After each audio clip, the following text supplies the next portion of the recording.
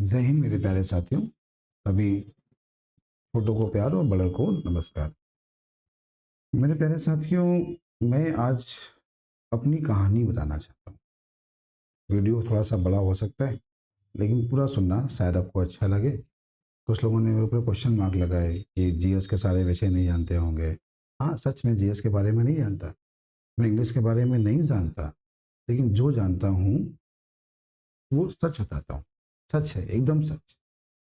तो एकदम सच्चाई स्टोरी बता रहा हूँ, और कैसे क्या यहाँ तक मैं कैसे पहुँचा, पूरा सफ़र आज तक का कैसे क्या रहा। तो थोड़ा सा ज़रूरी हो गया है, क्योंकि लोग थोड़ा सा कुछ आजकल अफवाह उड़ा रहे हैं कि खुद तो कोई एग्ज़ाम निकाला नहीं और बच्चों को पढ़ा रहे हैं। तो बताना चाहूँगा, हाँ, एग्ज़ाम नहीं निकाला। आप कहते हो ना नहीं निकाला, हाँ नहीं निकाला, लेकिन फिर भी पढ़ा रहा हूँ, और शायद बच्चे आ भी रहे हैं। नहीं आएँगे तो नहीं पढ़ाऊँगा, आएँगे तो पढ़ाऊँगा। तो चलिए शुरुआत करते हैं। शुरुआत छोटे से करते हैं, थोड़ा मतलब वापस जाते हैं आज के 20 साल। सबसे पहले तो मैं एक बहुत गरीब फैमिली से था। गरीब फैमिली का मतलब बहुत ही गरीब, मतलब पापा की सैलरी केवल 4,000 रुपये, घर में 5 मेंबर, थोड़ा मुश्किल था घर चलाना। लेकिन सोच जो थी वो थोड़ी सी बड़ी थी। सोच का मतलब मेरे जो विचार थे वो थोड़े से ज़्यादा, मतलब मैं कुछ ज़्यादा सोचता था। जब मैंने इंटर पास किया तो मेरे दिमाग में ये आता था कि अगर मैं इंटर में पास कर लिया हूँ, इसके बाद मैं क्या करूँगा जिससे मेरा जीवन या मेरे परिवार का जीवन अच्छा चल पाए। मैं शुरुआत से ही सोचता था, आगे पढ़ने का विचार नहीं था। मेरा ये था कि मैं इसके बाद क्या करूँ ताकि मैं कुछ अपने परिवार को अच्छा कर पाऊँ। मेरा मन हुआ, मैंने एयर फ़ोर्स की तैयारी की। तो मेरे पास जितने भी मैं चीज़ें बता रहा हूँ, हर चीज़ के गवाह हैं, लोग हैं। आज तक वो लोग भी जुड़े हैं जिन्होंने मुझको एयर फ़ोर्स में पढ़ाया। वो लोग भी मुझसे आज जुड़े हैं। वो मतलब मैं वीडियो उनको भेजूँगा और उनसे बोलूँगा कि वो मेरी स्टोरी बता सकते हैं, मेरा साथ दे सकते हैं इसमें। क्योंकि जो क्वेश्चन मार्क लग रहे हैं ना, कि इनको हटाना थोड़ा-सा ज़रूरी हो गया है। क्योंकि वरना आपके मन में गलत सोच आएगी, गलत क्वेश्चन्स आएँगे। तो मैं चाहता हूँ हर चीज़ को मैं क्लियर कर दूँ, क्यों कोई क्वेश्चन मार्क रह जाए। हाँ, तो मैंने तैयारी की, लेकिन फिर मेरा इसमें मन नहीं लगा, क्योंकि पढ़ने में थोड़ा-सा आवारा टाइप का था। बस सोचता था कि क्या करना है, कैसे करना है ताकि पैसा वाला बन सकूँ। ये शुरुआत से। फिर बीएससी प्रीवियस में एडमिशन लिया ईवीएस में। पापा ने एडमिशन उस समय करा दिया मेरा। एक कोचिंग है बैंक की, सभी को पता है, इसमें ग्रीन कार्ड बनता है, 5 साल वैलिडिटी होती है, और फीस भी बहुत कम थी, 4,000 5,000 रुपये फीस थी। उन्होंने वहाँ पर मेरा एडमिशन करा। एडमिशन कराने के बाद मैं पढ़ने वाला बॉयज़ कॉलेज से, और सभी को पता है कि बॉयज़ कॉलेज में स्थिति क्या होती है। और पहली बार जब इंटर पास करके कहीं ऐसी कोचिंग में पहुँचा, जहाँ पे लड़के-लड़कियाँ दोनों थे। मानसिक स्थिति वही थी, बचपने वाली, छोटे वाली। तो थोड़ा-सा अच्छा लगा कि मतलब हम ऐसी कोचिंग में आ गए, कितनी अच्छी कोचिंग है। तो वहाँ पर मैं बैठा था, पहली क्लास थी मेरी, मैं थोड़ा-सा मुस्कुरा रहा होऊँगा या देख रहा हूँगा किसी को। हो सकता है मैं किसी को देख रहा हूँ, ये भी हो सकता है। तो सर ने मुझको देखा और मुझे डाँट दिया कि तुम क्यों मुस्कुरा रहे हो? सर पढ़ा रहे थे। लेकिन वो सिखा जो रहे थे ना, वो क्यू रूट निकालना सिखा रहे थे। मैं फिर कह रहा हूँ, वो क्यू रूट निकालना सिखा रहे थे कि क्यू रूट कैसे निकालें। बचपन से अर्थमैटिक में थोड़ा-सा इंटरेस्ट था। इसका कारण भी था कि घर में चाचा थे, टीचर थे, और दो जो लोग थे घर में आस-पास, वो पढ़ाई का माहौल था। तो कुछ चीज़ें मेरी मैथ्स अच्छी हो गई थी, क्योंकि चाचा मेरे मैथ्स के टीचर थे। तो ये चीज़ें मैंने क्लास 5-6 में सीखी थी। वैदिक अंग्रेजी की किताब मुझे बचपन में मिल गई थी, मैंने उसको पढ़ा था। तो मैं देख रहा हूँ बैंक में ये आता है, पहली बार पहुँचा था, और इतने बड़े-बड़े लोग तैयारी कर रहे हैं, क्योंकि वहाँ पर कुछ लोग एयरफोर्स से रिटायरमेंट के बाद वाले भी थे, कुछ लोग ग्रेजुएट वाले भी थे। तो पहली बार मैं ऐसे माहौल में पहुँचा था, पहली बार पहुँचा था, मुझे कुछ पता ही नहीं था कि बैंक क्या है, एसएससी क्या है, कौन-कौन से एग्ज़ाम आते हैं, कुछ नहीं पता। वो मेरी करियर की शुरुआत ही थी, और उस समय मैं बीएससी प्रीवियस कर रहा था। बीएससी प्रीवियस वो भी डीवीएस कॉलेज से। डीवीएस कॉलेज आप लोग गोविंद का जानते होंगे। तो मुझे ये लगा कि ये जो पढ़ा रहे हैं तो बचपन से आता है मुझे। मैं मुस्कुरा रहा था, उन्होंने मुझसे कुछ पूछा ऐसा, मैंने बता दिया। मेरे भी थोड़ा-सा खुराफात था मेरे अंदर। मैंने कुछ ऐसे सवाल उनसे पूछ लिए कि शायद अभी भी हो सकता है आप लोग भी ना जानते हो। वैसे मैंने आपको सिखाए हैं कॉइन के बार वाले क्वेश्चन। मैं मतलब खड़े होके बोला, सर कुछ सवाल मेरे भी जो भी नहीं आते। तो ये उनको बहुत अजीब लगा, उन्होंने मुझे क्लास से बाहर कर दिया। क्लास से बाहर, जैसे नहीं थ्री इडियट में देखा होगा, कहीं भी पहुँच जाओ। तो वैसे ही मैं क्लास के बाहर तो चला गया, लेकिन घर वालों ने फीस बड़ी मुश्किल से दी थी। मैंने बोला पापा की सैलरी 4,000, घर में मेंबर 5। कोचिंग की फीस भी लगभग 3 साढ़े 3 हज़ार रुपए उन्होंने जुगाड़ से जमा करवाई थी। फीस में साढ़े 4-5 हज़ार थी, लेकिन जुगाड़ से जमा करवाई थी। मेरी स्थिति तो ऐसी हो गई, मैं जाऊँ तो जाऊँ कहाँ? घर में बताता हूँ, घर वाले बहुत पीटेंगे। और तो मैं क्या करता, मैं वहाँ से घर से रोज़ निकलता था और कोचिंग जाता था। कोचिंग का मतलब पार्क था मेरे लिए। राजकीय इंटर कॉलेज जानते हैं आप लोग? वहाँ पार्क है। वहाँ पर आराम से दौड़ता था, टहलता था, साइकिल वहीं खड़ी करता था, क्रिकेट खेलता था। 6 महीने ऐसे गुज़ार दिए, 5 साढ़े 5 महीने मैंने ऐसे गुज़ार दिए। और ये बैच 6 महीने मुझे पता चला कि बैंक का बैच था 6 महीने में खत्म हो गया। अब बैच खत्म हो गया, वहाँ पे 1-2 बार मैं एसटी भी नहीं गया। एसटी मुझे कुछ आता ही नहीं मैथ के अलावा, कुछ नहीं आता मैथ के अलावा। मैं एकदम उसी समय एक चाचा का लड़का था, वो बैंक में नौकरी पा गया और तनाव हो गया। चाचा का लड़का मेरे अन्नू भैया हैं, जो इस समय कानपुर में ही हैं। मैं उनसे भी बोलूँगा कि वो आके वीडियो पे कमेंट ज़रूर करें, क्योंकि मैं एकदम जो बोल रहा हूँ एकदम सही है। कानपुर में पोस्टिंग है, बैंक पीओ हैं वो इस समय। तो और खराब लगा कि अब तो मतलब ये लोग तो पास हो गए, मैं करूँगा तो करूँगा क्या? बड़ी स्थिति खराब हो गई। फिर बीएससी प्रीवियस के दौरान जो आज तुम्हारी भाभी जी हैं, वो हमको मिल गई। हाँ, जो तुम्हारी आज भाभी जी हैं, मतलब आज के जो 15 साल पहले थी, आज तक वही हैं।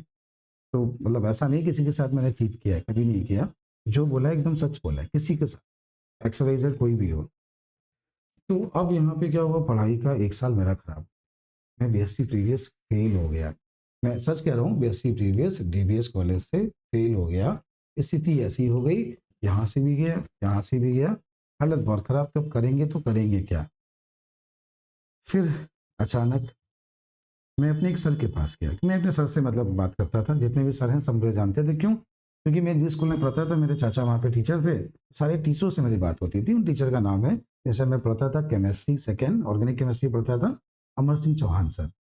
वो भी अभी लाइफ में मुझसे टच में हैं, जुड़े हुए हैं और अभी भी मेरे साथ हैं वो आज तक, क्योंकि उन्हें पता है ये इंसान सच्चा है, जो होगा बोल देगा। आज ही मेरे साथ हैं वो। लेकिन कुछ लोग लाइफ में ऐसे मिल जाते हैं, जो सामने तो सच में होते हैं, लेकिन उनके मन में कुछ और चल रहा होता है। कुछ लोग मुझे ऐसे ही मिले, तो उन पे भी हम लोग आएँगे, बाद में आएँगे। तो मैंने उनको अपनी पूरी कहानी बताई, सर ऐसा-ऐसा मेरे साथ हुआ है, मैं क्या करूँ सर? तो मैं उनका शुक्रगुज़ार हूँ, जीवन भर रहूँगा। जीवन भर शुक्रगुज़ार रहूँगा, क्यों? ये जो पेन पकड़ना सिखाया ना, उन्होंने ही सिखाया। उन्होंने उनका मतलब पहले उन्होंने स्टूडेंट नहीं दिया, उन्होंने बोला मेरा एक साला है, वो तैयारी कर रहा है एयरफोर्स की, नेवी की, तुम उसको मैथ सिखाओ, अरिथमेटिक सिखाओ। अरिथमेटिक सिखाओ, मैंने उनसे बोला था कि मुझे अरिथमेटिक आती है और मैं ये पढ़ा सकता हूँ। एक बच्चे शुरुआत करते हुए, मैं कब 3 हुए, कब 4 हुए, कब 5 हुए, स्थिति ऐसी आ गई कि पूरा मेरा बैच बन गया। अरिथमेटिक का एयरफोर्स वाई ग्रुप का पूरा बैच बन गया। जब बैच बन गया, तो कुछ दिन में घाटमपुर में एक स्कूल है, वहाँ पर मैं पढ़ाने गया। अब एयरफोर्स का पढ़ाना स्टार्ट कर दिया। यहाँ पर मैं बहुत छोटा था, एज में छोटा था, मतलब जब मैं यूपीएससी का बैच पढ़ा रहा था। मैं आपको बताना चाहूँगा, ये मेरी डेट ऑफ बर्थ है, 15/3/1991। ये मेरी डेट ऑफ बर्थ है और मैं यूपीएससी का बैच पढ़ा रहा था, सन था 2011, ये वाला। इसी समय यूपी पेट का फॉर्म आया था, मैं इसको भी पढ़ा रहा था, यूपी पेट का फॉर्म, उसको भी मैं बैच पढ़ा रहा था। शायद इस बैच में भी जितने विद्यार्थी पढ़ रहे थे, उन सबसे छोटा, और इस बैच में जो विद्यार्थी पढ़ रहे थे, उनसे सबसे छोटा, सबसे छोटा। मतलब खुद यूपीएससी का फॉर्म नहीं भर पाया हूँ और उस बैच को पढ़ा रहा हूँ। और इस बैच के जो एसआई बने, आज तक मुझसे जुड़े हैं। उसमें मेरे कुछ यादगार पल हैं, जैसे सुमित है, जैसे बहुत सारे लोग हैं ऐसे। सुमित तिवारी है, इस समय फतेहपुर में चौकी इंचार्ज है। उससे बोलूँगा वो आपको आकर यहाँ पे कमेंट करें, क्योंकि मैं हर चीज़ बहुत स्टेबली बता रहा हूँ, साथ-साथ उन लोगों को जोड़ रहा हूँ जो जीवन में मेरे साथ रहे हैं, सबको जोड़ रहा हूँ, ठीक है? तो ये जो ठीक है, ये बैच निकला और इसी समय मैंने घाटमपुर में कोचिंग स्टार्ट की थी। मैं वहाँ पढ़ाने आता था और जो समय मिलता था 1-2 घंटे यहाँ पढ़ाता था। घाटमपुर में मैंने पढ़ाया, वहाँ पर भी कुछ बच्चे ऐसे हैं जो सब इंस्पेक्टर बने, उसमें से शशांक वाजपेयी। एक गाँव है भदरस, भदरस के काफ़ी बच्चे सेलेक्ट हुए और सब आज भी मुझे मानते हैं, आज भी हमसे जुड़े हुए हैं। फेसबुक या सोशल मीडिया फॉर्म से जुड़े हुए हैं, चाहेंगे तो वो लोग भी कमेंट करेंगे। और शशांक वाजपेयी भी इस समय चौकी इंचार्ज है झांसी में। तो ये संघर्ष चलता रहा, चलता रहा, चलता रहा। बहुत से लोग मिले, बहुत कुछ हुआ, इस दौरान बहुत कुछ हुआ। फिर जीवन की शुरुआत कुछ ऐसी हुई कि जब मैंने यूपीएससी का फॉर्म भरा, क्योंकि मेरे दिमाग में क्या था, अच्छा मैं आपको एक चीज़ मैंने जो आज तक छुपा के रखी, मैं आपको बताना चाहूँगा कि यूपीएससी वाली बात कहाँ से उठ रही है, कैसे क्या हो रही है। तो मैं बताना चाहूँगा कि मेरे पिताजी की जो नौकरी थी ना, वो इसी में थी। मैंने इनके दर्द को देखा। सैलरी कितनी हुआ करती थी पता है? ₹3500, ₹4000, ये सैलरी हुआ करती थी। और नौकरी भी पता है कैसी थी? नौकरी कैसी थी पता है? 12 महीने में 6 महीने नौकरी मिलती थी, 6 महीने नौकरी नहीं मिलती थी। मतलब 1 महीने नौकरी करना होता था, 1 महीने बैठना होता था। तो पापा ने छोटी-सी दुकान बना रखी थी, मैं उनकी वहाँ पे उनकी मदद कराता था। कुछ काम कभी-कभी मैं भी करता था, जैसे पेपर लगाना, दूध है, ब्रेड है, ये छोटे-मोटे काम मैं करता था। ये काम मैं लगभग 8-9 से कर रहा हूँ, 8-9 से। हाँ, थोड़ी-सी भावुक है, आप लोग भी भावुक हो सकते हो। और मैंने इस दर्द को देखा है, यूपीएसआई का जो यूपीएससी का वीडियो बनाया ना, इसीलिए बनाया कि इस बैच को मैं फ्री में पढ़ाऊँगा। कारण ये था, यहाँ से कारण था। मेरे पापा चाहते थे कि मैं यूपीएसआई बनूँ। मतलब उतनी ही सोचते थे कि यूपीएसआई बनूँ, और इसके लिए मैंने कोशिश भी की। 2011 में मेरा फॉर्म नहीं भर पाया, थोड़ा हताश हुआ। 2017 वाली वैकेंसी में मैंने फॉर्म भरा था। वैकेंसी 16 में आई थी, एग्ज़ाम 17 में हुआ था। मैंने फॉर्म भरा था। लेकिन तब तक जब मैंने पढ़ना स्टार्ट किया था, और इस समय की स्थिति मैं बता रहा हूँ, मेरे पास 10 भैंस थे। मैं अपनी कमाई बता रहा हूँ, जो कोई नहीं बताता। 10 भैंस थे। एक बैच में औसतन 50 बच्चे से ज़्यादा थे, और मेरी फ़ीस जो थी केवल ₹300 थी। पुराने बच्चे जो भी होंगे उसको रिलेट कर पा रहे होंगे कि मैं महीने का लगभग 5 से 15, और ये लगभग एक बैच का बता रहा हूँ, तो एक बैच में लगभग मैं ₹15,000 कमा रहा था। और औसत 10 बैच थे, और बच्चे 50 से ज़्यादा थे, कम नहीं थे। 10 बैच का मतलब उस समय मैं लगभग ₹1.5 लाख कमा रहा था। मेरे पास कोई ज़िम्मेदारी नहीं, अकेला था, सिंगल था। कोई मतलब ऐसा कोई कोई खर्चे नहीं, क्योंकि मैं कोई ऐसा कुछ करता ही नहीं। मेरे पास इतने बड़े शौक है ही नहीं। बस खाना, पहनना, इतना ही था। थोड़ा बहुत बाइक का शौक था, वो थोड़ा बहुत करता था। इतना मैं कमा रहा था। ये समय कब का है? 2016-17 का। और जब मैं इतना कमाने लगा, मैंने अपने घर को ठीक-ठाक कर दिया। अपने घर हैं, जो समस्याएँ थी मेरी सबसे बड़ा जो कारण था ना, कि जब मैं बीएससी प्रीवियस में था, तो ये सोचता था कि मैं अपनी बहन की शादी कैसे करूँ? क्योंकि मेरे पिता के पास सेविंग शायद 50 या 60 हज़ार रुपए थी केवल, जो कि मुझे पता था, पापा के पास इतनी ही सेविंग है कि मैं कैसे क्या करूँगा? फिर लगता था कि मुझे कुछ करना चाहिए लाइफ में, कुछ तो करना होगा। तो मैं शायद वही मोटिवेशन था घर वाला। मैंने अपनी स्थितियों को देखा और काम करना स्टार्ट किया। 17 वाला एग्ज़ाम मैंने इसलिए नहीं दिया क्योंकि मेरी कोचिंग बहुत अच्छी चल रही, बहुत अच्छी मतलब बहुत बढ़िया चल रही थी। केवल मैथ पढ़ाता था, और यूपीएससी के बैच में मैंने एक बैच यहाँ पर ऐसा भी पढ़ाया था जो 5 घंटे का था, जिसे मैंने सभी टीचर को लाइव लगाया था। उस समय मैंने उसमें वहाँ पे 17 सिलेक्शन लिए थे एक बैच से। 50 बच्चों का बैच था, 17 सिलेक्शन लिए थे। तो अंदर से बहुत अच्छा लगा कि चलो मैं एसआई नहीं बना, लेकिन बहुत से लोग मुझसे एसआई बने। कांस्टेबल की संख्या लगभग इस समय 1200 है, और एसआई की संख्या जो इस समय अपने पास है, वो 120 के आसपास है, जो अपने यहाँ से पढ़ के सब इंस्पेक्टर और एसआई, अब एसआई और पुलिस में जा चुके हैं। पुलिस में भर्ती वाले भी मैंने एक बार, अगर आपने देखा होगा कि मैं आपको वीडियो भेज दूँगा, तो पुलिस की भर्ती में धांधली हुई तो मुझे इतना गुस्सा आया कि बच्चों के पास पेपर पहले से आ गया, और वो लोग के पास हो जाएँगे, मेरे बच्चे करेंगे क्या? एक वीडियो मैं आपको भेज दूँगा वीडियो, उसका वीडियो मैं डाल दूँगा, मेरे पास अभी सेव है। मैंने उसमें साफ-साफ बोला था, अगर इस एग्ज़ाम को मैं कैंसल नहीं करा पाया, तो आज के बाद ये पेन रखा है, पढ़ाना बंद कर दूँगा, पढ़ाना बंद कर दूँगा। बहुत कुछ झेला, मतलब उसमें भी इतना झेला है। और शायद जो मेरे साथ पढ़ा रहे थे ना, एक दिन भी मेरे साथ नहीं आए, एक दिन भी। क्यों? उन्हें लगता था सरकार है, अगर सरकार के खिलाफ जाएँगे तो सरकार ये करेगी, वो करेगी, बंद हो जाएगा, क्योंकि उनको शायद लालच अपने करियर का था, अपने परिवार का था। मैं नहीं सोचता, मैं बच्चों के साथ हूँ तो हूँ। आज भी कोई समस्या होगी तुम्हारे पास सबसे पहले खड़ा होऊँगा मैं, ठीक है? हाँ, ये आज़मा लेना, मतलब वैसे नहीं कह रहा हूँ, जो बच्चे पुराने हैं वो बताएँगे अभी। तो भैया यूपी पुलिस भर्ती वाले में थोड़ा बहुत मुझे फेम मिला, और ठीक-ठाक हुआ, पढ़ती कैंसिल भी हुई, दोबारा पढ़ाया भी, सिलेक्शन भी ठीक-ठाक हुए, लगभग 156 सिलेक्शन, 156 सिलेक्शन एक बैच से। और भी मन होने लगा, अब तो मतलब ठीक है, तुम्हारी जो जो हमको मैंने कहा ना कि 2000 बीएससी प्रीवियस में जो तुम्हारी भाभी हमको मिली थी, उनकी भी गवर्नमेंट जॉब लग गई थी, वो टीचर हो गई थी, तो ये हुआ कि एक लोग गवर्नमेंट जॉब करेंगे, अब गवर्नमेंट जॉब की ओर बिल्कुल नहीं देखना। तो मेरा मैथ को छोड़ के किसी और विषय से बहुत ज़्यादा लगाव रहा ही नहीं। लेकिन लॉकडाउन का समय एक ऐसा आया, जब मुझे लगा कि मुझे नौकरी में होना चाहिए, वो सभी के साथ था। मतलब लगा था कि सरकारी नौकरी सबसे बेस्ट है, बाकी सब बेकार है। क्यों? क्योंकि मेरे पास उसमें 4 से 5 बिल्डिंग किराए पे थी, अलग-अलग बिल्डिंग किराए पे, लगभग जितनी जमा पूँजी थी सब कुछ खत्म हो चुकी, सब कुछ खत्म, किराए में जा चुकी थी। लेकिन मैं तब तक अपने घर के दायित्व पूरे कर चुका था, लगभग सारी चीज़ें कर चुका था, तो बहुत ज़्यादा तनाव नहीं था। लेकिन ठीक था, लेकिन लगा कि गवर्नमेंट जॉब होनी चाहिए। तो यूपीएससी की 2021 वाली भर्ती में मैंने फिर से एक बार कोशिश की, और सबसे पहले मैंने अपना काम किया अपने फिजिकल पे। मैंने अपने वेट को 106 से 91 किया। इतना फिजिकल, इतनी मेहनत की, अपने वेट को कम किया, पढ़ना स्टार्ट किया। ये था कि सरकार 3 साल की छूट देगी, जैसा कि अभी दे रही है। यूपीएसआई, यूपी पुलिस दोनों में दी है उसने। पुलिस की वैकेंसी आ रही, वहाँ पर भी दे रही है। तो लेकिन ये छूट नहीं मिली और मैं फॉर्म नहीं भर पाया, फॉर्म ही नहीं भर पाया। मुझे इस बात का कोई भी मलाल नहीं कि मैं फॉर्म नहीं भर पाया, और मैं फिर कह रहा हूँ कि जीवन भर कोई नौकरी नहीं करना चाहूँगा। यहाँ तक जो बना लिया है, बहुत ज़्यादा बनाया नहीं है, लेकिन जो मुझे आता है ना, मैं एक पार्क के किसी भी कोने में बैठ के पढ़ाऊँगा, मेरा जीवन चल जाएगा। मेरे पास सब कुछ, जो कुछ मेरा है, सब कुछ चला जाए ना, तो मुझे फ़र्क नहीं पड़ता। क्यों? क्योंकि मैंने एकदम शुरुआत, मतलब ये तो सोच लो, लोग ज़मीन शुरुआत करते हैं, मैं ज़मीन के 10 फुट नीचे था, वहाँ से शुरुआत करके यहाँ पे आया हूँ। कोई फ़र्क नहीं पड़ता, ज़रा-सा फ़र्क नहीं पड़ता, मेरा सब कुछ चला जाए ना, तभी ज़िंदगी जीनी जीना है, ज़िंदगी तो जीना है, मज़े लेना है, ठीक है? तो ज़िंदगी में समझदार बनिए, बहुत ज़्यादा कुछ इतना महत्वपूर्ण नहीं होता, सबसे महत्वपूर्ण है तो समझदारी। आप करना क्या चाहते हो, ये चीज़ एकदम से क्लियर है। हमारे बहुत से साथी जो हमारे साथ जुड़े, वो कभी एग्ज़ाम को फ़ोकस करते थे, पढ़ाते भी थे एग्ज़ाम को फ़ोकस। मेरा एक ही कार्यक्रम था, हाँ, मुझे पढ़ाना है तो पढ़ाना है, आज तक का लक्ष्य वही है, पढ़ाना है तो पढ़ाना है। तो एक लोग गवर्नमेंट जॉब करते हैं, मैं ये कर रहा हूँ, जिस दिन मन होगा उस दिन छोड़ूँगा, लेकिन पढ़ाना बंद नहीं करूँगा, ये वादा कर रहा हूँ। पढ़ाना जीवन में कभी बंद नहीं करूँगा, यूट्यूब पर हमेशा पढ़ाऊँगा। अब मैं आपको यूट्यूब पे क्लासेस दूँगा, फ्री में क्लासेस दूँगा, ऑफ़लाइन ज़रूरत पड़ेगी ना, पार्क के किसी कोने पढ़ा लूँगा। क्यों? क्योंकि अब अपना लगभग सब कुछ, मतलब जितना व्यक्ति जीवन में, मैं फिर कह रहा हूँ, तो ये वीडियो कहीं भी जा रहे, मुझे कोई फ़र्क नहीं पड़ता।